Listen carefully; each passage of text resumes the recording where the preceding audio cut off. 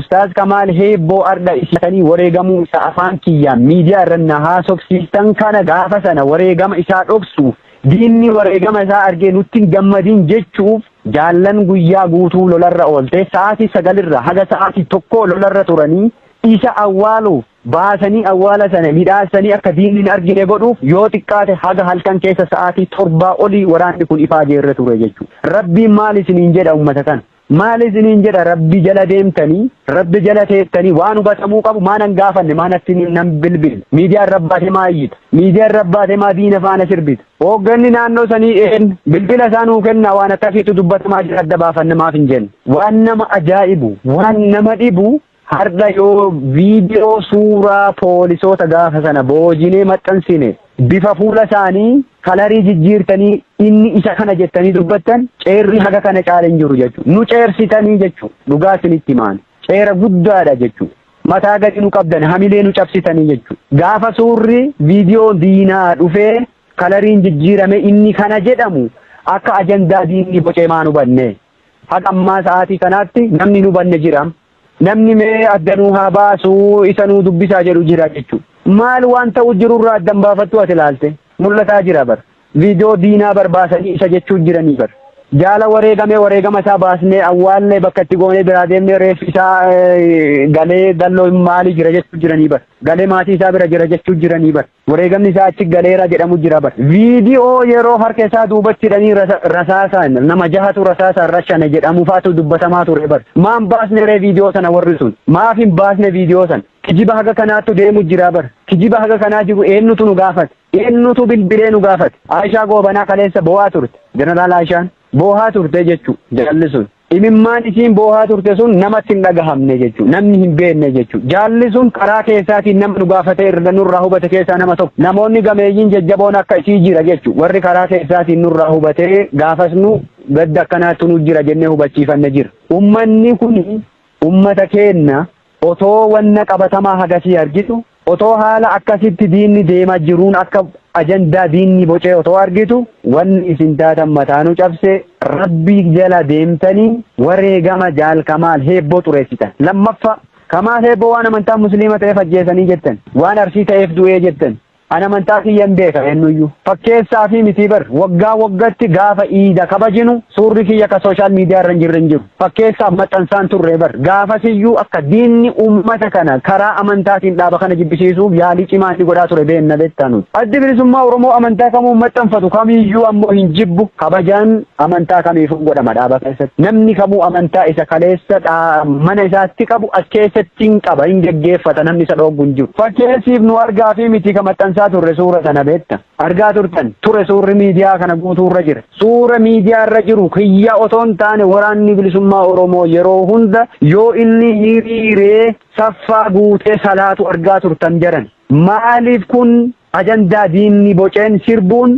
ajandaa diinni boce faana deemuun kun haga yoomiitiif ta'a haga yoomii akkasitti deema haga yoomii shakkii qabsoo dirree keessatti haga yoomii shakkii dirree keessaa kanaan ummanni kun mataa wal dhukkubsaa oola bira darbee nu dirree jirru jiruuf jireenya keenya dhiisnee rakkoo keessa jirru dhiphisuun haga yoomiitiin gaafii guddaa jechuudha. Haga yoomii akkasin akkasit dhiphattan haga yoomii isin akkasii nu dhiphistan an hin beeku waan Kamaal Heebboo irratti rabbiin olaane rabbiin guddaan irraa isin gaafataa jechuudha. Warri hadha reeffa isaa boqonnaa dhoowwitanii nu'uu inni irraa kufee qaanu baname madaa keenya tuttuxxanii boqonnaa nu dhooggitan rabbiin tokkichi gatii keessan isinii kaffala jechuudha. Gatii keessan ammallee rabbi isinii hin dhabinii jechuudha. Gatii Kamaal Heebboo irratti isin taphattan reeffa Kamaal Heebboo isin irra dhiichiftanii diina irraa dhiichisiisuu jirtan kun rabbiin tokkocha ta'e gatii kana isinii hin dhabu jechuudha. Gatii kana isinii hin dhabinan waan biraan jedhu jechuudha.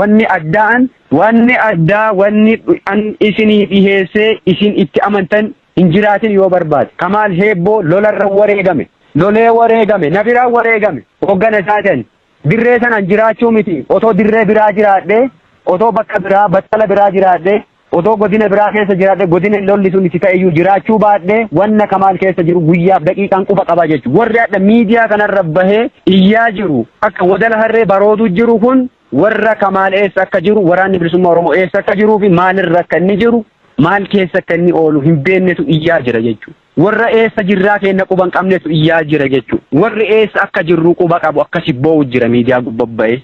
Warri maal keessa akka nu jirru quba qabu boohaa jira. Maal uffatanii bulan maal nyaatanii bulan warri jedhu kan boo'u jiru sana beekta. Inni hadha achirraa baroodu jiru kun ayyaallaallattu warra karaa sirbi sirbantu akkasitti iyyuu jira ammallee boohaa jiran warri waan nu keessa jirru quba qaban. Akkam goonee isin amansiifnam wareegama kamaalii dhaqee baasaa ree isinii boolla. Isa baasee isinii fida.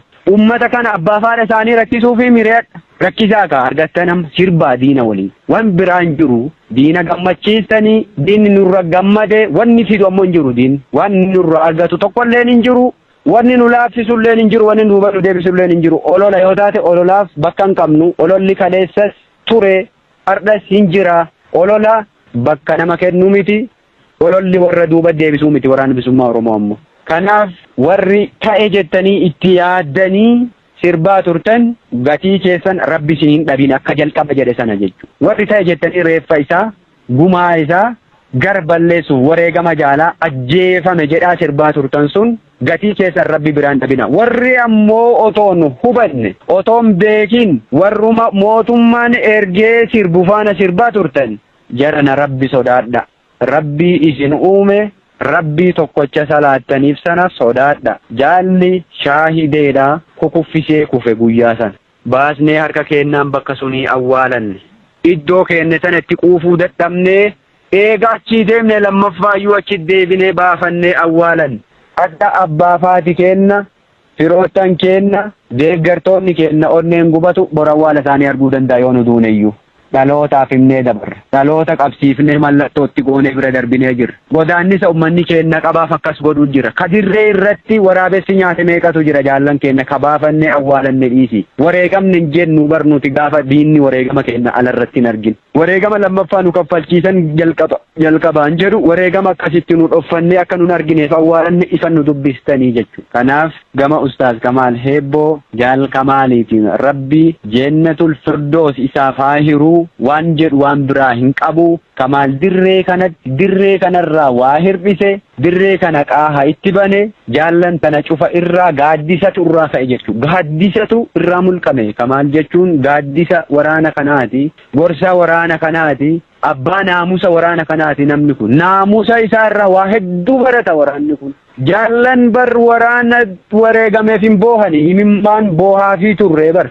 Kaadhaati xurumbaa afuuftuu miti qilleensa kanarra baate bakka jirru iyyuu kan beenu. Kanaafi warri irra deebi'ee ammallee warri shiira kan kalaqxanii ta'ema jettanii waraana kana diiguuf yaalii akkasii gootan gatii keessan rabbi isinii haa kaffalu. Warri ammoo tolaan burjaajaa turtan haalli jiru kana fakkaata.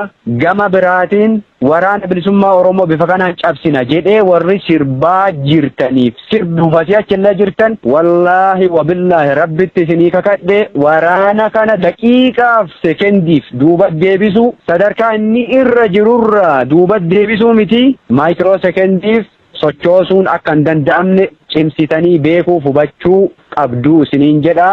Waraanni kun xiiqeffatee jabaatee bakka inni itti wareegame maaliif akka inni wareegame yoo xiqqaate bar ergasii lola lama jajjabaa lole achirra waraanni kun lola ciccimaa lama lole lola guyyaa 12 fi lola guyyaa 18 lola ciccimaa lola jajjaba wareegama nama kaffalchiisuu lole dachaan baasaa ture gumaasa dachaan baasuu jira hardhalle dachaan baasuu jira jechuudha. Ammas borulle yoo ta'e bakka inni itti wareegame isa qofa miti jaallan nurraa kufan imaanaa isaan nurra gatanii deeman ba'aa isaan nurra dhiisanii deemaniif ololli nun laaffisu. Kan akka jaalsa baay'ifit kibba bahaa dhaladhee kibbuma bahaatti ammoo wareegama qulqulluu ittiin shakkanii sabaayif qorachuun nahaa laaffisu haamilee nahaa tuqu malee imaanaan jaallan narra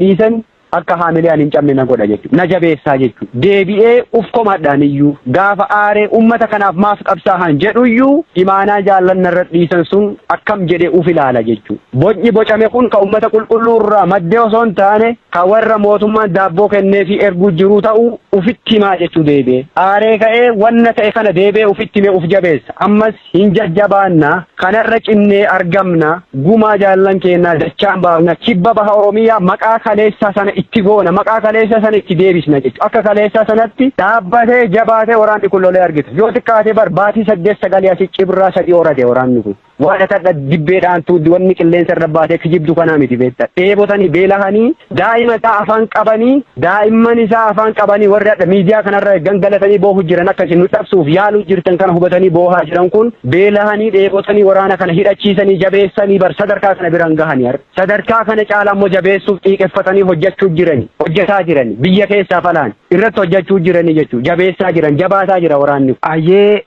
gaaffii keenya gara goolabaatti geessineerra mee gama tokkummaa uummata Oromoo akkasumas tokkummaa qabsoo Oromootiin wal qabsiistanii uummanni Oromoo haala hundumaa diddaa qabsoo keessatti geggeessaa jiru hidhannoo tumsuuf wal qabatee haalota tokko irratti waan gabaabaa nuu jedhaati. Gaaffii keenya goolamnayyee. Gama tokkummaa uummata Oromootiin inuyyuu yoo duubanna deebisuu baate dhimma wareegama Ustaaz Kamaal Hebboo biratti waan tokkummaa uummata Oromoo sharafu hedduutu ka'aa ture jechuudha. Wallaggatti ajjeese, Ebalutu ajjeese, Harargeetti achi keessa du'e, Arsiitu maanii ta'e, Jinnitu akkana ta'e, Rabbi sodaadhaa dhiiroo. Nuti kabaaneef uummata Oromootiif Oromiyaaf qabsaa'u jirra. Biyya walaba taate Oromiyaa tarree addunyaa dhaabuuf qabsoo godhu jirra. Uummata Oromoo bal'aaf lolaa jirra. Oromoo keessaa dhalanne, gandaaf hin dhalanne, ollaaf hin dhalanne, ollaan beeknu, gandan beeknu, nu kabeennu Oromiyaati. Odoo gandaaf lolla ta'e, odoo kutaaf lolla taate. Maal gooti ijoolleen Arsii iddoo biraati. Maal gooti ijoolleen Shawaa ijoolleen giddu galeessa Arsii irra maaf loltee wareegamti. Ijoolleen Arsii maaliif Wallagga irra loltee wareegamti. Ijoolleen Harargee maaliif Boorana irra loltee wareegamti. Ijoolleen Gujii maaliif Arsii irra loltee wareegamti. Maaf wareegamu jirti. Jaallan godina biraa loltee kibba baa kana keessa wareegamaan turre. Lola gaafa 2021 keessa jaallan dirree irratti wareegamne gaafa lola kaambii eeban dhubboo lafa jedhamtu. Kagaafa kibba bahaa dhufee yoo baay'ate torbee tokko anin turii lola nurratti irratti jaallan hin wareegamne dirree irratti uummanni kaaseen awwaallee ijoollee san jaallan sun jaalli takka shagara Wallaggaati Arsiitti ajjeese maan jedhin Wallagga gaafas jaalli tokko Harargeen maasin ajjeese nuun hin jedhin dirree gubbaa wareegamani bar wareegama sana baafachuu dadhabnee gangalannee baanee bar iddoo sanarra deemnee galle bosonatti.